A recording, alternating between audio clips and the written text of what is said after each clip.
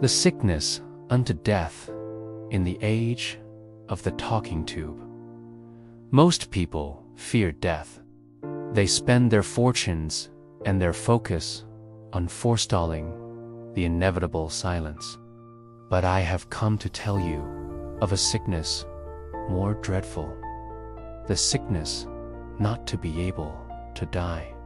You call it burnout, or existential dread, or the void, but let us call it by its true name: despair. It is an agonizing contradiction, a sickness in the self where one is perpetually dying. Yet the self is eternal and cannot be consumed. You are stuck with yourself for all eternity, and you cannot stand the company. This is the sickness unto death. What is a self? You think it is your brand or your bio. I tell you, the human being is a synthesis of the finite and the infinite, the temporal and the eternal, of freedom and necessity. The self is not a static thing. It is a relation that relates itself to itself. Look at your modern world. You have become masters of the finite. You obsess over your physical health, your rickstall, whatever crypto you chastened, your social standing. You are ground smooth as a pebble by the crowd, becoming a mere number or a cipher in the mass.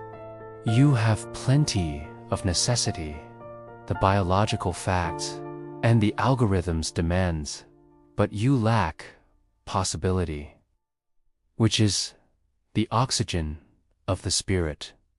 Without possibility, you suffocate in the trivial. Behold the talking tube. I once wondered if the police would forbid such an instrument, fearing it would drive the land mentally deranged. Now, you carry it in your pocket. The most common form of despair is the one that does not know it is despair.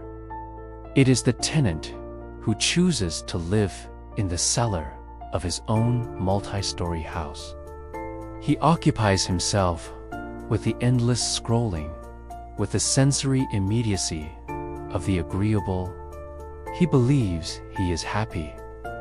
But in the hidden recesses of this immediate happiness dwells a dread, a fear of being alone with the power that established him.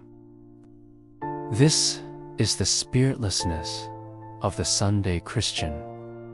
When you finally wake up to the self, you fall into one of two traps. First, the despair of weakness, the despair of not willing to be oneself. You look in the mirror, not this physical one, but the mirror of the public. You want to be someone else, an influencer, a celebrity, anyone but this angular, suffering individual you find yourself to be. You pawn yourself to the world.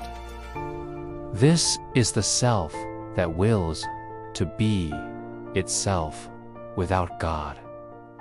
You seek to create yourself as if you were your own providence.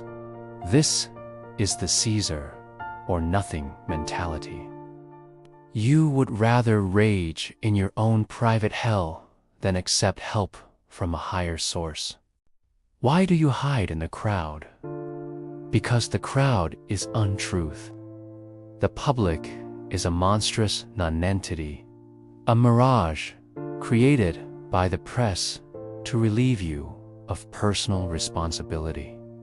But eternity will split you apart from the mass.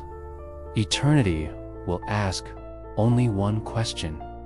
Did you live in despair, and did you have the intrepidity to be a single individual before God? Truth is not found in the likes or the consensus of the generation. Truth is subjectivity. How do we heal this sickness unto death? Not through a system or a psychological hack. The cure is to die to the world.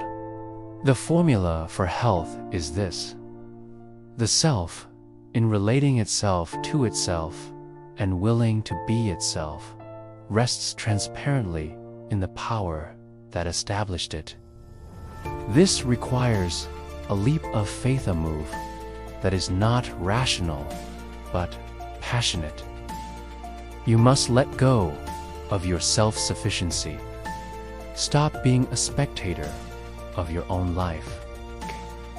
Stop hiding in the talking tube. Stand alone. Turn this off. Go and exist.